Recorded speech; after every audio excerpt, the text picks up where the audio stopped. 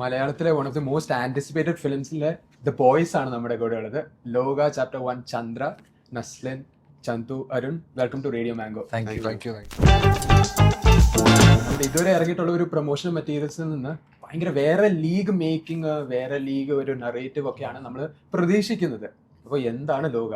ഞങ്ങളും പ്രതീക്ഷിക്കുന്നത് അങ്ങനെ ഒരു ഔട്ട്കം കിട്ടും എന്നുള്ളതാണ്. ഞങ്ങളും ഹാപ്പിയാണ് അതിന്റെ ഫൈനൽ ഔട്ട്. കംപ്ലീറ്റ്ലി കണ്ടിട്ടില്ല, പക്ഷെ കണ്ടിടത്തോളം ഭയങ്കര ഹാപ്പിയാണ്, ഭയങ്കര പ്രൗഡാണ്. ഇങ്ങനത്തെ ഒരു വലിയൊരു എഫേർട്ടിന്റെ ഭാഗമാവുക, ഇങ്ങനത്തെ ഒരു വലിയ പടത്തിന്റെ ഭാഗമാവുക, അതിൽ പ്രധാന കഥാപാത്രങ്ങൾ തന്നെ ചെയ്യാൻ പറ്റുക എന്നുള്ളത്. പലരും കമന്റ്സ് ഇട്ടിരിക്കുന്നത് ഇത് ഡിസ്റ്റോപ്പിയൻ നറേറ്റീവ് ആണോ, ഇത് പോസ്റ്റ് അപ്പോക്കലിപ്റ്റിക് ആണോ, ഇത് എന്താ, ഇത് ജോൺറ വല്ലതും നമുക്ക് പറയാൻ പറ്റുമോ? പോസ്റ്റ് അപ്പോക്കലിപ്റ്റിക് അല്ല, അല്ല അത് പറയാം. അതല്ല അതല്ല പിന്നെ ഇത് എന്തിലും പെടുത്താൻ പറ്റും നമുക്ക്? അതൊരു സൂപ്പർ ഹീറോ ഫിലിം. സാധാരണ നമ്മള് ഈ പീരീഡ് തന്നെയാണ്. ഇപ്പൊ നേരത്തെ പറഞ്ഞത് സൂപ്പർ ഹീറോ പടമാണ്, പക്ഷെ അതിൽ പറയുമ്പോൾ തന്നെ ഇന്ത്യയിലെ തന്നെ ഒരു ഫസ്റ്റ് ഫീമെയിൽ ഓറിയന്റഡ് സൂപ്പർ ഹീറോയും കൂടെയാണ് ചന്ദ്ര. അപ്പം ആദ്യം കല്യാണി പ്രിയദർശൻ ആസ് ഒരു ഫസ്റ്റ് ഫീമെയിൽ സൂപ്പർ ഹീറോ വരുമ്പോൾ ആ ഒരു സ്പേസ് എങ്ങനെയാണ് എക്സ്പ്ലോർ ചെയ്യുന്നത്? കല്യാണി എന്താ പറയാ, പുള്ളിക്കാരുടെ കരിയറിൽ തന്നെ ഒരു റീഡിഫൈനിങ് ആയിട്ടൊരു ക്യാരക്ടർ ആയിരിക്കും ഇത്. എനിക്കൊന്ന് ഇന്ത്യയിൽ തന്നെ ഫസ്റ്റ്, നിങ്ങൾ പറഞ്ഞ പോലെ ഫസ്റ്റ് സൂപ്പർ ഹീറോ. എനിക്കൊന്ന് പുള്ളിക്കാരി ആ ചാലഞ്ച് അടിപൊളിയായിട്ട് ഏറ്റെടുത്തു. ഭയങ്കര കമ്മിറ്റ്മെന്റും ഡെഡിക്കേഷനോട് ആ ക്യാരക്ടർ പ്രിപ്പയറും ചെയ്തു. നല്ല അടിപൊളിയായിട്ട് ഔട്ട്പുട്ടും വന്നിട്ടുണ്ട് എന്നാണ് ഞങ്ങളെല്ലാം വിശ്വസിക്കുന്നത്. സോ അതിന്റെ ഒപ്പം ഞങ്ങള് മൂന്നുപേരെ എന്താ പറയാ നന്നായിട്ട് വന്നിട്ടുണ്ട്. നമ്മളെങ്കിലും പറയാം. എന്ത് ക്യാരക്ടേഴ്സ് പറയാൻ പറ്റുമോ? പറയാൻ പറ്റും. എന്റെ ക്യാരക്ടറിന്റെ പേര് നൈജൽ എന്നാണ്. ചന്തുവിന്റെ ക്യാരക്ടറിന്റെ പേര് വേണു, സണ്ണി. സണ്ണി. അപ്പൊ മൂന്നുപേരും ഒരു സിറ്റിയിൽ ജീവിക്കുന്ന ഫ്രണ്ട്സ് ആണ്. അതെ, ക്ലോസ് ഫ്രണ്ട്സ്. ഞങ്ങള് റൂംമേറ്റ്സാ, പിന്നെ ഞങ്ങള് ക്ലോസ് ഫ്രണ്ട് നൈജൽ. ഈ മൂന്ന് പേര് ഫ്രണ്ട്സ് ആയി കഴിഞ്ഞാൽ അതിൽ ഒരാൾ എപ്പോഴും ഏറി കയറും. ഇതില് ഈ കൂട്ടത്തിൽ ആരാ? അങ്ങനത്തെ ഒരു ഫ്രണ്ട് സർക്കിൾ അല്ല ഞങ്ങളുടെ, ഒരു വ്യത്യസ്തമായ ഫ്രണ്ട് സർക്കിളാണ്. ഇങ്ങനെ ഏറി കയറുന്ന അങ്ങനത്തെ ക്യാരക്ടേഴ്സ് അല്ല ഇവര്. അത് ഒരു സ്ഥിരം എല്ലാവരും അങ്ങനത്തെ ഒരു ഫ്രണ്ട്ഷിപ്പ് അല്ലേ ഇവര് തമ്മിലുള്ളത്. നസ്ലന്റെ സെക്കൻഡ് പടം തന്നെ വേഫർ ഫിലിപ്സ് ആയിട്ടായിരുന്നു, വരണി ആവശ്യം. അതിലും കല്യാണി ഉണ്ടായിരുന്നു. അതിനുശേഷം എന്താ വീണ്ടും അവരെ ആരെയും കണ്ടിട്ടില്ല. പക്ഷെ എന്നാലും ആ ഒരു പേരും കാണും. ഫസ്റ്റ് ഫീമെയിൽ സൂപ്പർ ഹീറോ ഒരു പടം വരുന്നു അതില്. പക്ഷെ നസ്ലിന്റെ ക്യാരക്ടറിന്റെ ഒരു പ്രൊട്ടക്ടർ പോലെയാണ് നമുക്ക് ടീസറിൽ ട്രെയിലറിലൊക്കെ കാണാൻ പറ്റുന്നത്. അപ്പൊ ആ ഒരു ഇത് കാണുമ്പോഴത്തേക്കും, ഒരു എക്സ്പ്ലോറേഷൻ കാണുമ്പോൾ എന്ത് തോന്നുന്നു പേഴ്സണലി? ഭയങ്കര ഹാപ്പിയാണ്. ഇപ്പൊ പറഞ്ഞപ്പോഴാണ് ഞാൻ ഇതിനു മുമ്പ് ഇവരുടെ കൂടെ പടം ചെയ്തിട്ടുണ്ട് എന്നുള്ള കാര്യം എന്റെ പറഞ്ഞ പോലെ വരണ ആവശ്യമുണ്ടില് അസോസിയേറ്റ് ചെയ്തിരുന്നു. അപ്പോൾ അതിൽ നിന്നും ഇപ്പൊ ഒരു ഭയങ്കര ഈ കല്യാണിനെ പോലെ തന്നെ ഈക്വലി ഇമ്പോർട്ടൻസ് ഉള്ള ഒരു ക്യാരക്ടറാണ് സണ്ണി. അപ്പോൾ ഈ ജേർണി ഭയങ്കര എന്താണ്, ഹാപ്പിയാണ് ഇത് ഈ ഒരു പൊസിഷനിലെത്തി എന്നുള്ളതിൽ. ഒരു പിടുത്തമുണ്ട് നമുക്ക് ഈ ലോകയെ കുറിച്ച് അധികം പറയരുതെന്ന് വല്ലതും പഠിപ്പിച്ചിട്ടുണ്ട്. ആണ്, ഞാൻ അതാ ചോദിക്കാറുണ്ട്. ഇപ്പൊ മാർവലിന്റെ പ്രൊഡക്ഷൻ ഹൗസിന്റെ കെവിൻ ഫൈജി പ്രൊഡ്യൂസർ പറയുന്നു അങ്ങനെ അധികം വിടരുത് എന്നൊക്കെ പറയും. അപ്പം നമ്മുടെ മാർക്ക് റഫലോയോ ടോം ഹോളണ്ടോ അധികം വാ തുറന്ന് പറഞ്ഞു കഴിഞ്ഞാൽ അതൊരു PR സ്റ്റണ്ടും ആണെന്നാണ് പിന്നെ ന്യൂസ് റഫലോട് പ്രത്യേകിച്ച് എനിക്ക് തോന്നുന്നു. അപ്പൊ നിങ്ങൾക്ക് ആ ഒരു പേടിയുണ്ടോ നമ്മൾ എന്തെങ്കിലും അറിയാണ്ട് വിട്ട്? ഇതിപ്പോ ഇത് മുന്നേ കേട്ടിട്ടുള്ള കഥകളും ചിലപ്പോ അതൊക്കെ തന്നെ ആയിരിക്കാം, പക്ഷെ ഇതിന്റെ ഒരു രസം തിയേറ്ററിൽ കാണുന്നത്, അത് ഫസ്റ്റ് ടൈം അത് എക്സ്പീരിയൻസ് ചെയ്യുന്നതായിരിക്കും പറയുന്നതിനേക്കാൾ കൂടുതൽ ഭംഗിയാവുക, ആൾക്കാർക്കും ഇഷ്ടപ്പെടുക അതായിരിക്കും. അപ്പൊ ആ ഒരു സീക്രസി കീപ്പ് ചെയ്യുന്നത് നല്ലതാണ്. പിന്നെ ഞാൻ എന്റെ അടുത്ത ചോദ്യം ചോദിക്കുന്നത് പോയിന്റ് ഇല്ല, കാരണം മാർവലി സ്റ്റാൻലി വരുന്നത് പോലെ ഇതില് ദുൽഖർ വരുമോ? ഞങ്ങൾ വരും. ഞങ്ങള് ഇനിയുള്ള ഭാഗങ്ങളിലെല്ലാം വരും എന്നാണ് ആഗ്രഹം. അതുകൊണ്ടായിരുന്നു ലോങ് ടേം ആണല്ലോ ഇതൊരു സൂപ്പർ ഹീറോ യൂണിവേഴ്സ് ആണല്ലോ. അപ്പൊ നിങ്ങൾ ഇനി വരുമോ? വരണം എന്നാണ് ആഗ്രഹം. എല്ലാ ഇന്റർവ്യൂലും പറയുന്നത്. ശാന്തിവിയാണ് എഴുതുന്നത്, എഴുതിയിരുന്ന് വെറുതെ എഴുതി ചേർക്ക് വേണു സണ്ണി നൈജിൽ ഇനി അടുത്ത് എഴുതുമ്പോ അമ്മ ഇന്റർവ്യൂ പറഞ്ഞു എഴുതിയേക്കാം എന്ന് പറഞ്ഞാലോ. ഇതിന് വേറൊരു ആസ്പെക്ട് കൂടെ ചുമ്മാ തമാശക്ക് പറയാണ്. മറ്റേ സ്പൈഡർമാന്റെ ഒരു പടം ഇറങ്ങിയപ്പോഴത്തേനും 3 പേര് ആൻഡ്രൂ ഗാർഫീൽഡും ടോബി മഗ്വയറും കൂടെ വന്നപ്പം അന്നേരം ആൻഡ്രൂ ഗാർഫീൽഡിനോട് ചോദിച്ചു, ഫോട്ടോഷോ അല്ല നിങ്ങളെ ഇവിടെ കണ്ടല്ലോ എന്ന്. ഫോട്ടോഷോപ്പ് ആണെന്നൊക്കെ പറഞ്ഞു. ഇതുപോലെ ഫോട്ടോഷോപ്പ് ഒക്കെ പ്രതീക്ഷിക്കാവോ എന്ന് ചോദിക്കാനായിരുന്നു. സിനിമയില് വേറെ ആൾക്കാരെ ഫോട്ടോഷോപ്പിന്റെ അത് നമുക്ക് അറിയില്ല. അത് നമ്മൾ ഷൂട്ട് ചെയ്തപ്പോ ഉണ്ടായിരുന്നില്ല. നമ്മൾ ഷൂട്ട് ചെയ്തപ്പോ നമ്മൾ മൂന്നുപേരും കല്യാണിയായിരുന്നു. കാര്യമായിട്ടു നമുക്കത് ഫൈനൽ പ്രൊഡക്റ്റ് നമ്മൾ കണ്ടിട്ടില്ല. നമ്മൾ ഓരോ ബിറ്റ്സ് ഒക്കെ കണ്ടിട്ടുണ്ടെന്നല്ലാതെ നമ്മൾ ഇതിന്റെ ഫുൾ സിനിമ ഒറ്റയിരുപ്പി നമ്മളിത് കണ്ടിട്ടില്ല. അപ്പൊ അത് ഡയറക്ടർക്കും നിമിഷിനും ശാന്തിബിക്കും ഒക്കെ അറിയാവുന്നത്. ദുൽഖർ പുള്ളിക്ക് അറിയാൻ പറ്റും എന്തൊക്കെയാണുള്ളതെന്നൊക്കെ. നമുക്ക് ഇതിനെ പറ്റി വലിയ ധാരണയില്ല. കുഴപ്പമില്ല, അതങ്ങനെ ഇരിക്കണം. എന്നാൽ ഞാൻ പിന്നെ അധികം അതിനെ പറ്റി ചോദിച്ച് സ്ട്രെസ് ചെയ്യുന്നില്ല. ഫ്രണ്ട്ഷിപ്പിന്റെ ഏറ്റവും വലിയ ഒരു ഐക്കോണിക് പീക്ക് കാണിച്ചൊരു സിനിമയാണ് മഞ്ഞുമേൽ ബോയ്സ്. അങ്ങനെയാണെങ്കിൽ ഒന്ന് ചുമ്മാ ചോദിക്കുകയാണ്, മഞ്ഞുമേൽ ബോയ്സിൽ നിങ്ങൾ കമ്പാരിറ്റീവ്ലി അതിലൊരു ജൂനിയർ ബാച്ച് യങ്സ്റ്റേഴ്സ് ആയിരുന്നവരായിരുന്നല്ലോ. ഏറ്റവും കൂടുതൽ റാഗ് ചെയ്യപ്പെട്ടത് ആരായിരിക്കും നിങ്ങളുടെ ആ ഒരു ഗ്യാങ്ങിൽ മൊത്തം? പ്രത്യേക കാരണങ്ങൾ ഞാൻ ഗ്രൂപ്പിൽ ആദ്യം ഇല്ല, എനിക്ക് ഇവരെ ആരെയും അറിയത്തില്ല. അതെനിക്കും അറിയില്ലായിരുന്നു. ഇവനൊരു നാക്കുണ്ട്, എനിക്ക് അങ്ങനെയല്ല. അതായത് എനിക്ക് ഞാൻ എന്തെങ്കിലും പറഞ്ഞാൽ തിരിച്ചു പറയും. അതുകൊണ്ട് എന്നെ അത് അറ്റാക്ക് ചെയ്യില്ല. കുര്യൻ അങ്ങനെ ആയിരുന്നില്ല. ഞാൻ തിരിച്ചു പറയില്ല. പക്ഷെ കുര്യൻ പറയുന്നൊരു ദിവസമുണ്ട്, അതെല്ലാരും കരുതിയിരുന്നുള്ളൂ. കുര്യനായിട്ട് അറിയാം. കുര്യൻ പറയുന്നൊരു ദിവസമുണ്ട്, അന്ന് കുര്യൻ തകർക്കും. കുര്യൻ ആ സോൺ വിട്ട് കഴിഞ്ഞിട്ടുണ്ടെങ്കിൽ പിന്നെ കുര്യന് പ്രശ്നമില്ല. കുര്യൻ പിന്നെ എന്തും ഓക്കെയാണ്. അതുവരെ കുര്യൻ കുറച്ച് ഇതായിരിക്കും. കുര്യൻ ഒന്നും അധികം പറയില്ല നമ്മളോട്. ചിരിച്ചിട്ട് മനസ്സിൽ വെച്ചോണ്ടിരിക്കും അത്. പിന്നെ അത് എന്തെങ്കിലും ഒരു അവസരം കിട്ടുമ്പോ അതടിച്ചോളൂ. അതെ, അതങ്ങനെ കുര്യൻ അങ്ങനെ. ഇതൊന്നും മനസ്സിൽ വെക്കല്ലോ കേട്ടോ. ഞാൻ നോട്ടഡ് കിട്ടും, ഒരു ദിവസം കിട്ടും അത്. അപ്പോ ആ സിനിമയിലെ പ്രത്യേകിച്ച് ഫ്രണ്ട്ഷിപ്പിനെ കുറിച്ച് പറയുമ്പോൾ നെബുലകൾ എന്ന് പറഞ്ഞത് ഒരു ബ്യൂട്ടിഫുൾ ഫ്രണ്ട്ഷിപ്പ് സോങ് ആയി.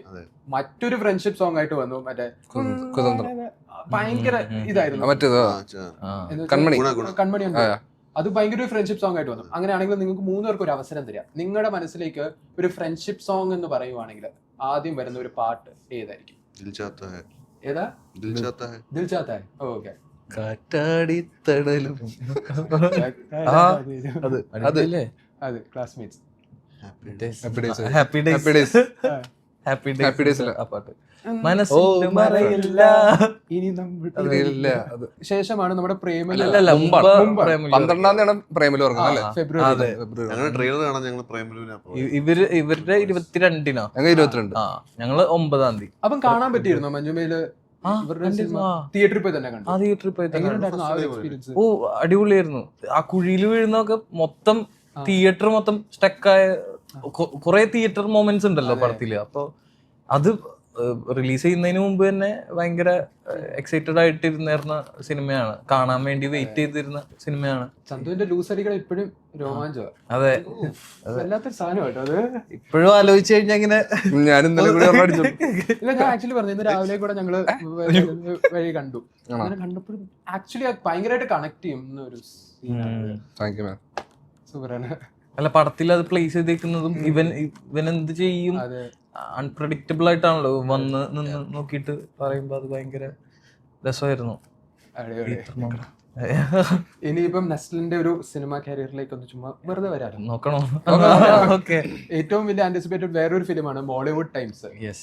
പറയാൻ പറ്റുമോ അതിനെപ്പറ്റി? അതിപ്പോ സിനിമയെ പറ്റി പൂജ കഴിഞ്ഞു. സിനിമയെ പറ്റി എന്നുള്ളതിലുപരി അതൊരു കമ്മിങ് ഓഫ് ഏജ്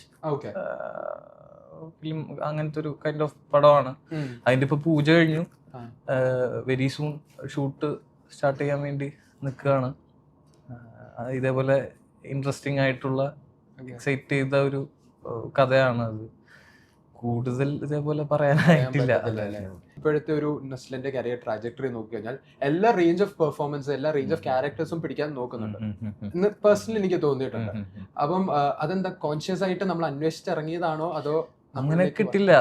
നമ്മളിലേക്ക് വരുന്നതിൽ ബെസ്റ്റ് ഓപ്റ്റ് ചെയ്യുക എന്നുള്ളതാണ്. അപ്പോൾ നമ്മൾ ഇതുവരെ ചെയ്യാത്ത ഇതേപോലെ നമ്മൾക്ക് നമ്മളെ തന്നെ പുഷ് ചെയ്യാൻ പറ്റുന്ന ക്യാരക്ടേഴ്സ് കിട്ടുക, അതൊരു ഭാഗ്യവും കൂടിയാണ്. ഈ റിപ്പീറ്റഡ് ആയിട്ട് അല്ലെങ്കിൽ ടൈപ്പ് കാസ്റ്റ് ചെയ്യപ്പെടാതെ അങ്ങനെ പോവരുതെന്നാണ് ആഗ്രഹം. അപ്പൊ അതിനനുസരിച്ചുള്ള കഥകൾ വരിക എന്നുള്ളത് തന്നെ, അങ്ങനെ എന്നെ പ്ലേസ് ചെയ്യുക, അങ്ങനെ ആ ക്യാരക്ടറിൽ എന്നെ പ്ലേസ് ചെയ്യുക എന്നുള്ളത് സ്ക്രിപ്റ്റ് റൈറ്റേഴ്സിന്റെയും ഡയറക്ടേഴ്സിന്റെയും കൂടി തോട്ടാണ്. അപ്പോൾ അങ്ങനെ ചിന്തിക്കുന്ന ആൾക്കാരുടെ കൂടെ വേറൊരു കാര്യം കൂടി ശ്രദ്ധിച്ചിട്ടുണ്ട്. ഇപ്പൊ നസ്ലിന്റെ കൊളാബറേഷൻ ശ്രദ്ധിച്ചു കഴിഞ്ഞാലും ഇപ്പം വേഫെയർ ആയിക്കോട്ടെ, ഗിരീഷ് ഏടി പടങ്ങളായിക്കോട്ടെ, ആഷിഖ് ഉസ്മാൻ പ്രൊഡക്ഷൻസ് ആയിക്കോട്ടെ, ഭയങ്കര ഒരു മിനിമം ഗ്യാരണ്ടി ചെയ്യുന്ന ചില പ്രൊഡക്ഷൻ ഹൗസസ്, ചില ഡയറക്ടേഴ്സിന്റെ കൂടെയാണ്. നസ്ലിന് ഇതുവരെയും നേരത്തെ പറഞ്ഞത് ഭാഗ്യമായിരിക്കാം, പക്ഷെ നമ്മൾ സ്വയമേ നമ്മളത് നോക്കാറുണ്ട്. ഒരു കംഫർട്ട് സോൺ അല്ലെങ്കിൽ ഒരു കൊളാബറേറ്റീവ് ചെയ്യുന്ന ടീം നമ്മളൊരു കോൺഷ്യസ് മൈൻഡിൽ വരാറുണ്ടോ? ഇവരാണെങ്കിൽ ഓക്കെ നമുക്കൊന്ന് പോവാം. ആക്ച്വലി എൻ്റെ ഏറ്റവും ആദ്യത്തെ പോയിന്റ് എന്ന് പറയുന്നത് കഥ, സ്റ്റോറി നല്ല സ്ട്രോങ് ആയിരിക്കുക എന്നുള്ളത്. ഞാൻ എപ്പോഴും എന്താ ഒരു പ്രൊജക്റ്റ് കമ്മിറ്റ് ചെയ്യുമ്പോഴുള്ള എൻ്റെ വെരി ഫസ്റ്റ് തോട്ട് എന്ന് പറയുന്നത് കഥ എനിക്ക് ഇഷ്ടപ്പെടുക എന്നുള്ളതാണ്. അതിനുശേഷമായിരിക്കും മറ്റുള്ള കാര്യങ്ങൾ, ബാക്കിയുള്ളതെല്ലാം ബോണസാണ്. ഇപ്പൊ ഈ പറഞ്ഞ പോലെ ഈ പടം ഭയങ്കര ടെക്നിക്കലി ഭയങ്കര സ്ട്രോങ് ആയിട്ടുള്ള ആൾക്കാരാണ്. നിമിഷാണ് ക്യാമറ, ചമനാണ് എഡിറ്റ് ചെയ്യുന്നത്, മ്യൂസിക് ജെയ്ക് ചേട്ടനാണ് ചെയ്യുന്നത്, അതെ അതെ, ബംഗ്ലാൻ ചേട്ടനാണ് ആർട്ട് ചെയ്തിരിക്കുന്നത്. അപ്പൊ അങ്ങനെയുള്ളതെല്ലാം നമുക്ക് ആഗ്രഹിക്കാനേ പറ്റുള്ളൂ എല്ലാ പടത്തിലും. ടീം അങ്ങനെ പെർട്ടിക്കുലർലി നമ്മൾ ഇന്ന ആൾക്കാർ തന്നെ വേണം എന്നുള്ള പുതിയ ആൾക്കാരും വരുന്നുണ്ടല്ലോ, നമ്മളും പുതിയ ആൾക്കാരാണ്. അപ്പൊ അവരുടെ പ്രീവിയസ് വർക്ക് എന്തെങ്കിലും നമ്മൾ ചെക്ക് ചെയ്ത് നോക്കും, നമ്മളൊരു സ്റ്റഡി നടത്തി നോക്കും. അതല്ലാതെ ട്രസ്റ്റ് ചെയ്യാന്നുള്ളതാണ്, അവരുടെ കഴിവിൽ ട്രസ്റ്റ് ചെയ്യുക. ഇപ്പൊ എന്നിലെ ആൾക്കാർ ട്രസ്റ്റ് ചെയ്തിട്ടാണല്ലോ എന്നെയും, ഞാനും പുതിയ ആളാണ്. അപ്പൊ ഒരിക്കലും അത് കാരണം ഞാൻ പടം ചെയ്യാതിരിക്കില്ല. ബേസിക്കലി കഥ മെയിൻ ആയിട്ട് ഞാൻ ഫോക്കസ് ചെയ്യുന്നത്. കഥ ആദ്യം ഒരു പ്രോപ്പർ ഒരു തുടക്കവും ഒരു മിഡിലും എൻഡും വേണം. അതൊരു ഫ്ലോ അതിൽ കൺവിൻസ്ഡ് ആയാലേ ബാക്കിയുള്ള കാര്യത്തിൽ. നിങ്ങൾക്ക് ആക്ഷൻ സീക്വൻസസ് ഒക്കെ ഉണ്ടോ? അതും കൂടെ ഞാൻ ചോദിക്കുന്നുള്ളൂ, ടെൻഷൻ അടിക്കണ്ട. ആക്ഷൻ സീക്വൻസ് ഉണ്ടല്ലേടാ നമുക്ക് മറ്റേ ബിൽഡിങ്ങിന്റെ അത് അടുത്ത പാട്ടിലല്ലേ? ആക്ഷൻ അടുത്ത പാട്ടിലല്ലേ? തേർഡില്ല കൊറേ കുട്ടിയോ വരാനുണ്ടല്ലോ. അങ്ങനെ ആക്ഷൻ സീക്വൻസ് ആയിട്ട് ഇല്ല. അതൊക്കെ കല്യാണിക്ക് കൊണ്ടുപോയി ഇല്ല, അത് ചെയ്യാനായിട്ട് കല്യാണം ട്രെയിനിങ് ഒക്കെ പോയി ഒരുപാട് കഷ്ടപ്പെട്ട് വന്നല്ലേ. കുട്ടി ചെയ്തോട്ടെ എന്ന് പറഞ്ഞു നമ്മള്. മതി, എനിക്ക് ഒത്തിരി ചെയ്യാനുണ്ട്. അതാ നമുക്കത് ചെയ്തിട്ടുമുണ്ട്. അതെ, ഒരുപാട്. അരുണിന്റെ അടുത്തേക്ക് ഒന്ന് വരുമ്പം ആനന്ദം ഇറങ്ങിയിട്ട് ഏകദേശം 10ാമത്തെ വർഷത്തിലേക്കാണ് നമ്മൾ പോകുന്നത്. 2017 സീനിയർ ആർട്ടിസ്റ്റ് 26 ആകുമ്പം തോന്നുന്നു ഒരു ട്രാവലൊക്കെ കാണുമ്പം. എന്താ പറയാ, സമയം പോയത് അറിയില്ല. എന്താ പറയാ, ഹാപ്പിയാണ്, കുഴപ്പമില്ല. എന്താ പറയാ, ലോക വരെ എത്തി നിൽക്കുന്നു, ഹാപ്പിയാണ്, എക്സൈറ്റഡ് ആണ്. ചെയ്ത പ്രൊജക്ട്സ് ഒക്കെ കുഴപ്പമില്ലാന്ന് തോന്നി. പക്ഷെ ഇനിയും I M hungry for more. വീണ്ടും ഒരു ബെറ്റർ ക്യാരക്ടേഴ്സ്, ബെറ്റർ ഫിലിംസ് ചെയ്യണം എന്ന് ആഗ്രഹമുള്ള. അതും മറ്റൊരു ഫ്രണ്ട്ഷിപ്പ് മൂവിയാണല്ലോ ആനന്ദം. അപ്പം അവരായിട്ട് ഇപ്പോഴും കോണ്ടാക്റ്റിലാണ്. ഇപ്പം മിനിയാന്ന് പൂക്കാലത്ത് കുട്ടേട്ടനൊരു award, also all the best for that. ടീമിലെ ഒരു മേജർ പാർട്ട് വഹിച്ച ഒരാളെന്ന രീതിയിൽ. അപ്പൊ ഗണേശനെ കാണാൻ പോയിരുന്നു. അപ്പൊ എന്താ പറയാ, അവരായിട്ട് ഓഫ് കോഴ്സ് അടിപൊളി. നീ ചന്തുവിന്റെ ഒരു സിനിമ കരിയറിലേക്ക് വന്നു കഴിഞ്ഞാൽ ആയിക്കോട്ടെ, ഇടിയൻ ചന്തു ആയിക്കോട്ടെ, നടികർ ആയിക്കോട്ടെ, ഇപ്പം ഇതിലേക്ക് വരുന്നു, ഒരു സൂപ്പർ ഹീറോ യൂണിവേഴ്സിലേക്ക് വന്നിരിക്കുകയാണ്. സ്വയമേ ഒന്ന് നോക്കുമ്പോഴത്തേനും how is that journey so far? കുഴപ്പമൊന്നുമില്ല, സോ ഗുഡ് അങ്ങനെന്തല്ലേ പറയുന്നത്. അത് എനിക്കങ്ങനെ ഒരു ഇതെല്ലാം നമ്മൾ ചെയ്യുന്ന എന്താണെങ്കിലും അതെല്ലാം നമ്മളുടെ ഒരു ഡെവലപ്മെന്റിന് വേണ്ടി തന്നെ നമ്മൾ ചെയ്യുന്നത്. അത് നമ്മൾ ചെയ്യുന്ന മോശം സിനിമകളാണെങ്കിലും നല്ല സിനിമകളാണെങ്കിലും അത് ഭാവിയിലത്തേക്ക് ഉള്ളൊരു ലെസൺ ആണ്. ഇപ്പൊ മോശം സിനിമയാണെങ്കിൽ ലെസൺ ആയിരിക്കും, അത് വിജയിച്ച പടമാണെങ്കിൽ ലെസൺ ആയിരിക്കുള്ളൂ. അത് നമ്മളത് അണ്ടർസ്റ്റാൻഡ് ചെയ്യാന്നുള്ളതാണ്. എന്താണ് ഞാൻ ചെയ്തതിൽ എന്തൊക്കെയായിരുന്നു മിസ്റ്റേക്ക്, ഞാൻ ചെയ്യാൻ പാടില്ലാത്തത് എന്തൊക്കെയാണ് എന്നൊക്കെ തിരിച്ചറിഞ്ഞ് അടുത്ത സിനിമ ചെയ്യാന്നുള്ളതാണ്. ഞാനൊരു സ്റ്റേജ് എത്തിക്കഴിഞ്ഞപ്പോഴേക്കും ഞാൻ ഇനിയിപ്പോ ഒരു വർഷത്തിലൊരു കുറച്ച് പടങ്ങൾ ചെയ്യാം, കുറച്ച് ക്യാഷ് ഉണ്ടാക്കാം എന്നുള്ളൊരു മൂഡിലേക്ക് ഞാൻ പോയായിരുന്നു. അത് ആൾക്കാർ തെറി പറഞ്ഞുകൊണ്ട് ഞാൻ തിരിച്ചു വന്നു. അല്ല, ഓരോരുത്തരും ഇങ്ങനെ നമ്മളെ ഇത് ഏതാ അല്ല ഐഡിയ കേട്ടപ്പോഴല്ല, അത് സിനിമകൾ വന്നപ്പോ അടുപ്പിച്ചടുപ്പിച്ച് കുറച്ച് സിനിമകൾ വന്നപ്പോഴേക്കും ആൾക്കാർ അത് പറയാൻ തുടങ്ങിയപ്പോഴേക്കും എനിക്ക് മനസ്സിലാവും ഓക്കെ ഇതല്ല പാത്ത്. അപ്പൊ ഞാൻ കുറച്ചും കൂടെ ഇതാവാൻ തുടങ്ങി, കോൺഷ്യസ് ആവാൻ തുടങ്ങി. അതൊക്കെ നല്ലതാണ് ആക്ച്വലി. ആളുകളുടെ തിരിച്ചറിവാണ് നമുക്ക്, എക്സ്പീരിയൻസ് ആണ്. അപ്പൊ ഈ വിമർശനങ്ങളൊക്കെ നല്ലതാണ്. അപ്പൊ എനിക്ക് എന്റെ ഒരു ഇത് നോക്കി കഴിഞ്ഞിട്ടുണ്ടെങ്കിൽ മഞ്ഞുമ്മല്, അത് കഴിഞ്ഞിട്ട് വേറെ പടങ്ങള് നടികർ, ഇടിയൻ ചന്തു, അങ്ങനെ പൈങ്കിളി, ലാസ്റ്റ് പൈങ്കിളി ഇറങ്ങിയത്. ഇതെല്ലാം എന്നെ സംബന്ധിച്ചെല്ലാം എനിക്ക് ഓരോ പാഠങ്ങളാണ്.